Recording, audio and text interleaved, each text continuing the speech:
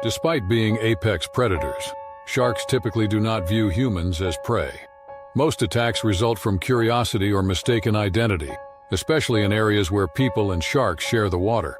Despite their fearsome reputation, the chances of being attacked remain extremely low. Understanding shark behavior and following safety guidelines can further reduce risks. Rather than fearing sharks, it's essential to respect them as vital parts of the ocean's ecosystem. Here are 6 stories. In 2011, Anna Larkin was one of the most experienced orca trainers at a marine park in Russia. The cold waters of the region were home to Victor, a massive male orca known for his intelligence and occasional unpredictable behavior.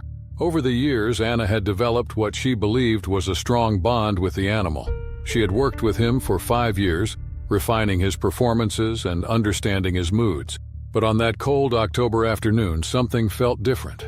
The park had been struggling financially, and the management was pushing for more elaborate performances to draw in larger crowds. That day, Anna was testing a new routine, one that involved deep underwater dives and synchronized jumps. Victor had been sluggish during the warm-up, circling the pool lazily rather than responding to commands with his usual enthusiasm. The other trainers had noticed it too, exchanging wary glances. But Anna had dismissed their concerns. She believed Victor was merely adjusting to the new sequence. As she dove into the pool, she felt the familiar rush of cold water surround her. She swam to the center, signaling Victor to begin the routine. The orca, instead of responding immediately, hovered just beneath the surface, his dorsal fins slicing through the water. The audience, unaware of the tension building below, cheered in anticipation. Then, without warning, Victor surged forward. Before Anna could react, a powerful force clamped onto her leg. She barely registered the sharp pain before she was yanked beneath the surface. The shock of the attack sent her body into survival mode as she twisted and struggled. The world around her blurred into a swirl of bubbles and churning water. She tried to pry his jaws open, but his strength was overwhelming. The deep bass of Victor's vocalizations echoed through the water, reverberating in her chest as she fought to reach the surface. From above, trainers rushed to intervene. One of them, Pavel Mirov, scrambled for the emergency pole used to distract the orca in case of aggression. Another trainer banged the side of the pool, hoping to startle Victor into releasing Anna. The crowd's cheers had turned into confused murmurs, some parents instinctively pulling their children closer. The reality of what was happening hadn't yet sunk in for many spectators. Underwater, Anna's lungs burned as she struggled against the orca's grip. She reached for Victor's eye, pressing her fingers against the sensitive area in a desperate bid for release. The orca hesitated for a split second, just long enough for Anna to pull her leg free, but not before its teeth raked down her calf, leaving deep gashes. She propelled herself upward, breaking the surface with a choking gasp. Blood billowed in the water around her as she flailed, trying to reach the pool's edge. Pavel and another trainer, Ekaterina, extended their arms, gripping her shoulders and hauling her onto the platform. Trainers immediately pressed towels to her leg, trying to stem the bleeding. The audience had fallen into stunned silence, the once light-hearted atmosphere now thick with horror. Paramedics were already on their way, but Anna was shivering violently, her body racked with both pain and shock. Victor, meanwhile, had retreated to the far end of the pool, circling restlessly. His eyes remained locked on the trainers, his body tense. It was unclear if he understood the consequences of his actions, but one thing was certain: something had changed. The orca that Anna had trusted for years had, in one moment, reminded her of his raw, untamed power. In the aftermath of the attack, the marine park launched an internal investigation. Safety protocols were re-evaluated, and Victor's behavior was monitored closely. Some trainers speculated that stress, boredom, or even a neurological issue might have triggered the aggression. Others argued that Victor had simply acted on instinct, reinforcing the harsh reality that no amount of training could ever completely domesticate a wild predator. Anna's injuries required surgery, and she spent months in recovery. The scars on her leg would serve as a permanent reminder of the day she came face to face with the unpredictable nature of the creature she had devoted her life to. Though she eventually returned to work, she never entered the water with Victor again. The incident left a lasting mark, not just on her body, but on her understanding of the delicate line between trust and survival in the world of marine animal training. Her colleagues at the marine park remained shaken for weeks after the attack. Some of the younger trainers grew hesitant about working with Victor, avoiding one-on-one sessions with him. The park management faced criticism, with animal rights activists renewing their calls to end orca captivity. Journalists picked up the story, bringing public scrutiny to the conditions under which the whales were kept. Victor's history of erratic behavior was re-examined, and debates surfaced about whether he should be released or transferred to a different facility. Despite her injuries, Anna found herself torn. She had dedicated years to training Victor, forming what she thought was an unbreakable bond with him. But the attack had shattered her illusions of control. She spent sleepless nights replaying the moment he turned on her, questioning if she had missed any warning signs. Her body healed, but her confidence in the water never fully returned. The marine park introduced stricter safety measures in the wake of the incident. Trainers were no longer allowed to perform in the water with Victor, and new emergency protocols were developed. Some viewed these changes as overdue, while others felt they were a reactionary attempt to salvage the park's reputation. The once thriving performances saw a decline in attendance, with many spectators unwilling to watch a show where tragedy had nearly unfolded before their eyes. Over time, Anna stepped away from orca training entirely. She eventually moved into marine conservation work, focusing on research and education rather than direct interaction. Though she rarely spoke about the attack publicly, those who knew her well understood that her relationship with Victor had left an indelible mark. What once had been a passion built on trust had become a stark lesson in the unpredictable nature of the wild. Tom Scott, a 58-year-old fisherman from Newport, Oregon, set out alone on his small boat, the misty dawn just before sunrise. It was the year 2021. The waters were calm and the salty breeze carried the familiar scent of the Pacific. Fishing had been a lifelong passion for Tom, one that had provided for his family for decades. That morning he was after halibut, a lucrative catch in these waters. The sea, usually his ally, would soon turn against him in a way he never anticipated. After several hours, Tom finally felt a strong pull on his line. Bracing himself, he gripped the rod tightly, his muscles straining as he fought against whatever massive creature was hooked on the other end. His hands burned from the friction, but he welcomed the challenge. The fish surfaced momentarily, its silvery scales flashing in the morning light. A prize catch, he thought. But his triumph was short-lived. A shadow loomed beneath the boat, moving with an unsettling purpose. Tom barely had time to register what was happening before a massive great white shark nearly 15 feet long lunged upward. It mistook the struggling fish for easy prey, its powerful jaws snapping shut. The impact against the boat was violent, sending shockwaves through the hull. Tom lost his balance, his feet sliding out from under him. Before he could grab hold of the railing, he plunged into the frigid water. Panic surged through him as he gasped, the cold stealing his breath. He surfaced, coughing, just in time to see the shark circling back. Its dorsal fin cut through the water like a knife. A deep primal fear gripped Tom. He had heard stories of great whites attacking boats, but he never imagined he'd be in the water with one. He kicked desperately, trying to reach the side of his vessel, but the shark was faster. Without warning, the predator lunged, its teeth sinking into Tom's left leg just below the knee. The pain was searing, unlike anything he had ever experienced. A guttural scream tore from his throat as he thrashed, his fists pounding against the shark's snout. Desperation fueled his movements. He knew he had seconds, maybe less, before it dragged him under. Summoning every ounce of strength, Tom reached for the gaff hook floating nearby. His fingers closed around the handle, slick with seawater and blood. As the shark twisted, attempting to pull him down, he jabbed the hook into its eye with all the force he could muster. The reaction was immediate. The shark recoiled, releasing its grip and thrashing wildly. Tom used the momentary distraction to propel himself toward the boat. Blood clouded the water around him as he heaved himself up, ignoring the searing pain in his mangled leg. His arms trembled from exhaustion, but he managed to roll onto the deck, collapsing in a heap. His breath came in ragged gasps, and his vision blurred. He fumbled for his radio, barely managing to send out a distress call before his strength gave out. The Coast Guard arrived within minutes, responding to the emergency beacon that had been triggered. They found Tom slumped against the console, his leg hastily wrapped in a torn-up shirt in a feeble attempt to slow the bleeding. The paramedics wasted no time stabilizing him, applying a tourniquet as they rushed him to shore. He was barely conscious, but alive. Tom underwent emergency surgery, and though he survived, his injuries were severe. Doctors managed to save his leg, but the damage was irreversible. Months of rehabilitation followed, each session a painful reminder of his encounter with the apex predator of the ocean. Yet, despite the trauma, Tom refused to let fear keep him from the sea.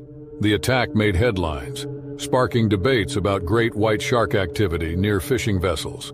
Some experts theorized that overfishing had driven sharks closer to human-populated waters, increasing the likelihood of encounters. Others dismissed it as an anomaly, a rare instance of mistaken identity. Either way, Tom's experience became a cautionary tale among fishermen along the Oregon coast.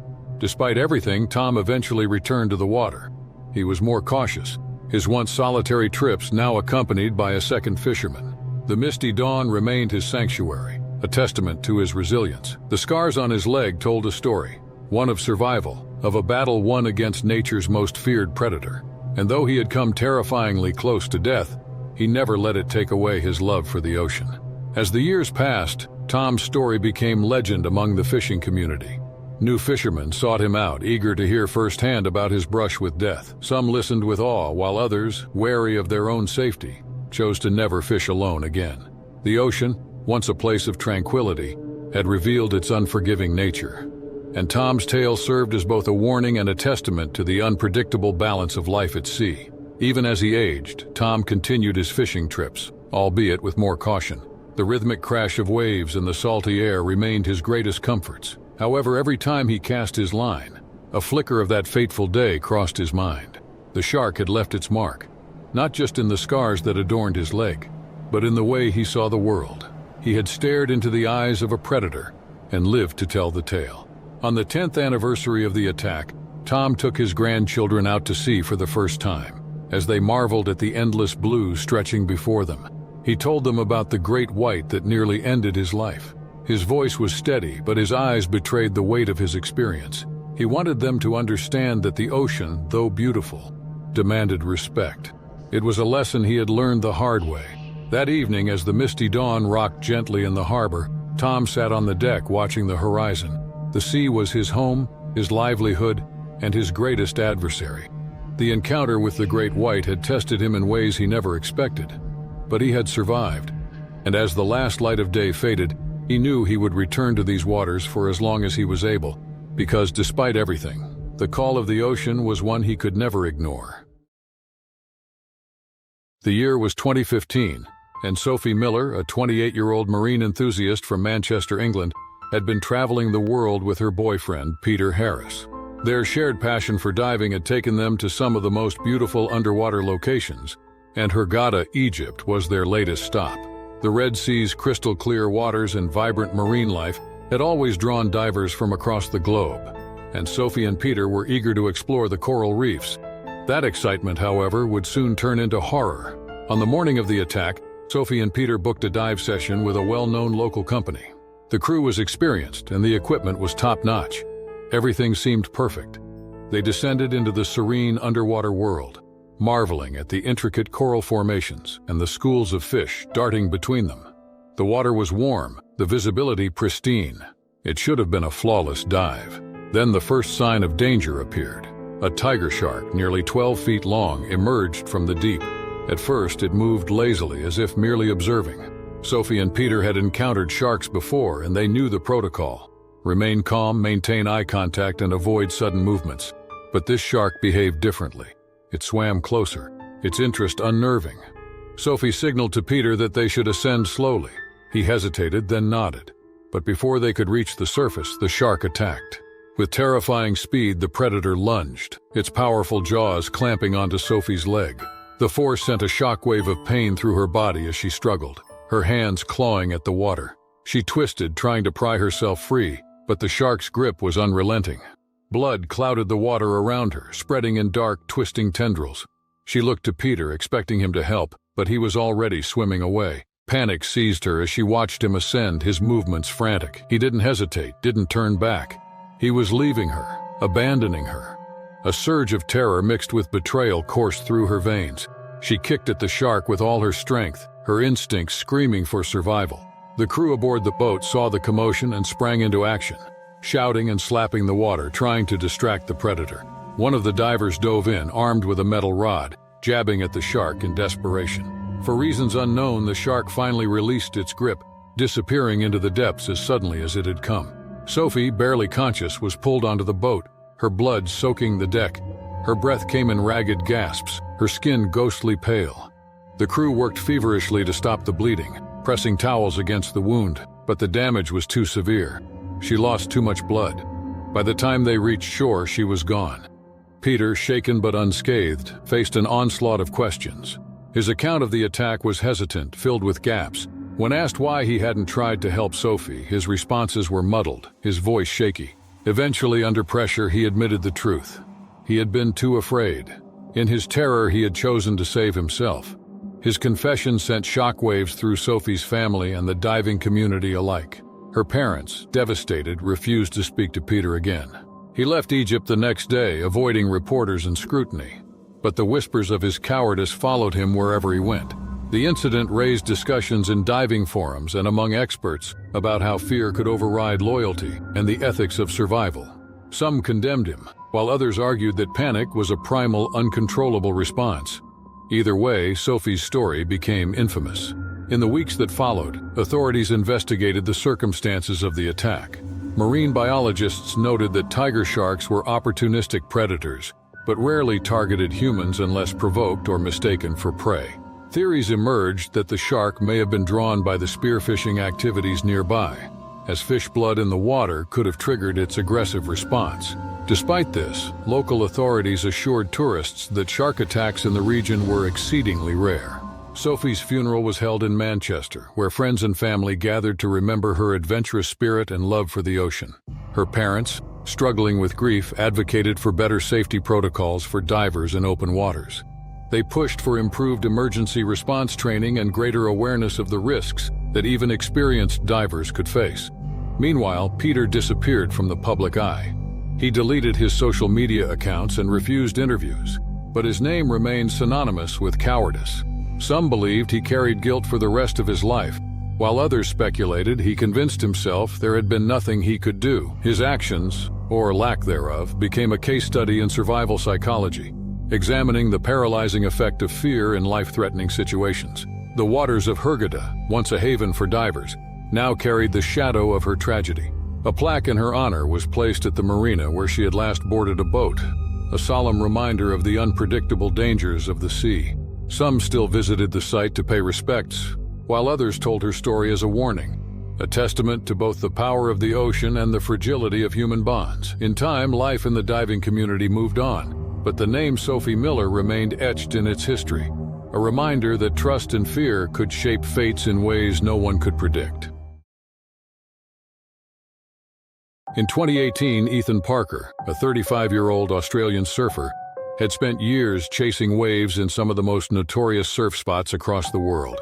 His latest adventure had brought him to Gansby, South Africa, a location famed not only for its powerful swells, but also for being a hotspot for great white sharks. Ethan, undeterred by the region's reputation, saw it as just another challenge.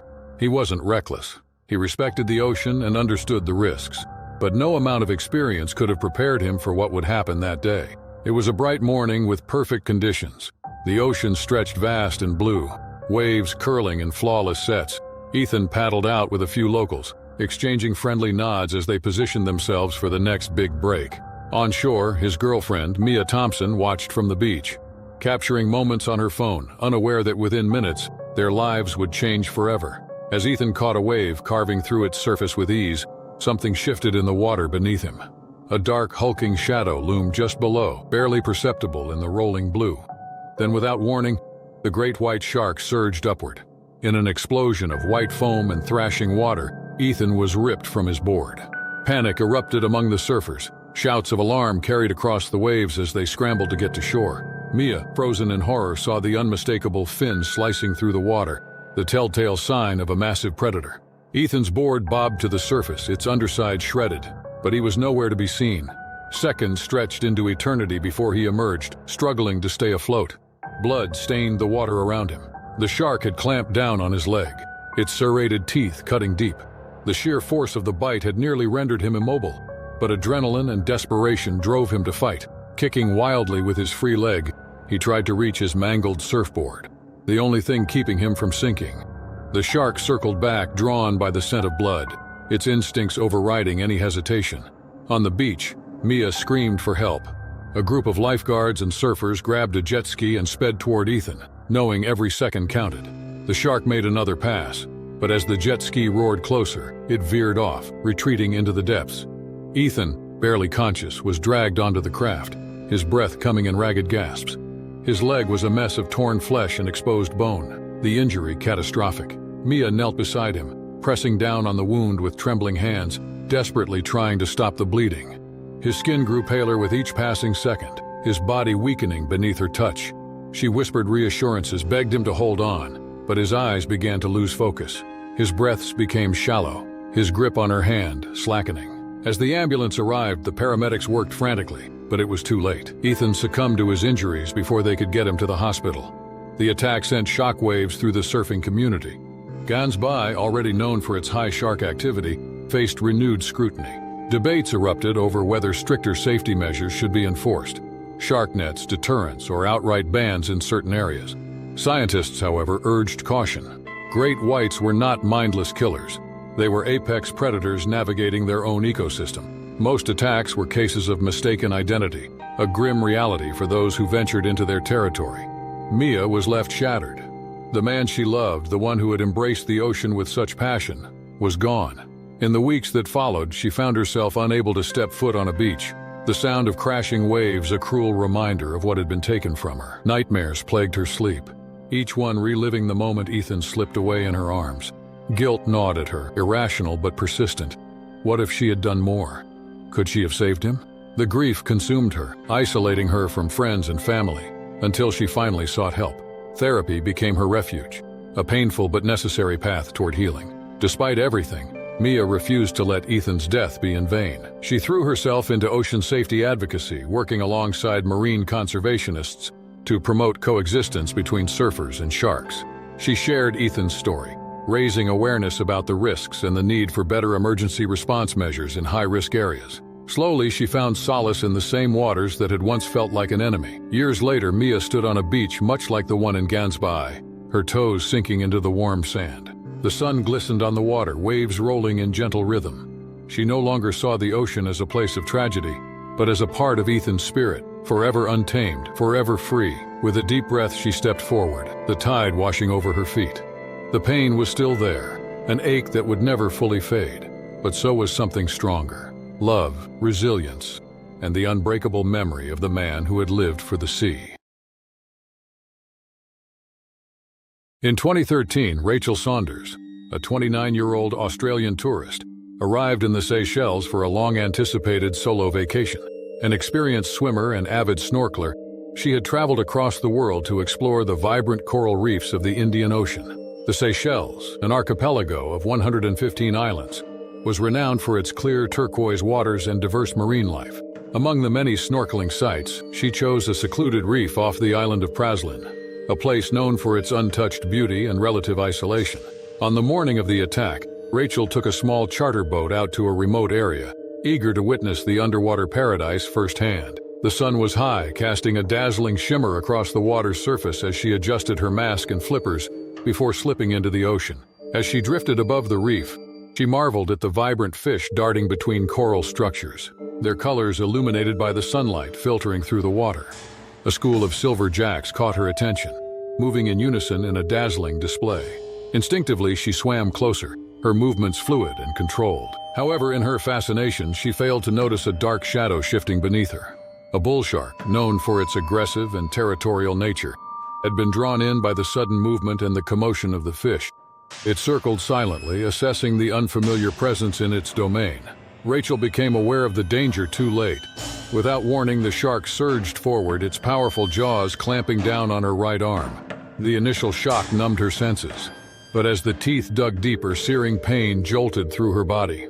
A surge of panic overtook her as she struggled against the predator's grip, her legs kicking desperately in an attempt to push away. The water churned around her, turning crimson as the force of the attack dragged her downward. On a nearby dive boat, a crew member spotted the violent disturbance in the water. Recognizing the unmistakable signs of an attack, the crew sprang into action. The boat's captain revved the engine, steering toward Rachel's flailing figure. Another crew member grabbed a lifebuoy, preparing to pull her aboard the moment they got close enough. Rachel, meanwhile, fought with every ounce of strength she had left. She twisted her body, using her free hand to claw at the shark's snout, a desperate effort to force it to release her. The shark held firm, shaking its massive head, attempting to pull her deeper into the ocean. Just as her energy began to wane, a sudden shift in movement occurred. The boat had reached her. Strong hands gripped her, yanking her from the shark's grasp. The predator hesitated for a moment before vanishing into the depths. The crew wasted no time. Rachel was pulled onto the deck, her arm mangled and bleeding profusely. A tourniquet was immediately applied in an effort to stem the blood loss. Her body trembled, shock setting in as the reality of what had just happened dawned on her. The boat sped back toward the shore, where emergency responders were waiting. At the hospital, doctors fought to save her arm, but the damage was too severe. The bite had shredded nerves and crushed bones beyond repair. Amputation was the only option. When she awoke, Rachel was met with the devastating news that she would never regain her arm. The physical pain was immense, but the psychological toll was even greater. She struggled to process the trauma, replaying the attack in her mind over and over. News of the attack spread quickly, drawing attention to the risks lurking beneath the waters of popular tourist destinations. Local authorities faced pressure to reassess safety measures, with some calling for increased shark monitoring and stricter regulations for swimmers venturing into remote areas. Marine biologists, however, urged for a balanced perspective, emphasizing that such incidents, though terrifying, were rare. Despite the horrific experience, Rachel refused to let fear dictate her life. Months of therapy, both physical and psychological, followed. She learned to adapt to her new reality, slowly regaining confidence. Though she never returned to snorkeling, she became an advocate for responsible ocean awareness, sharing her story to educate others on the unpredictable nature of wildlife encounters. Her survival was a testament to sheer resilience, a stark reminder of the ocean's unforgiving power, and a story that would forever be tied to the waters of the Seychelles.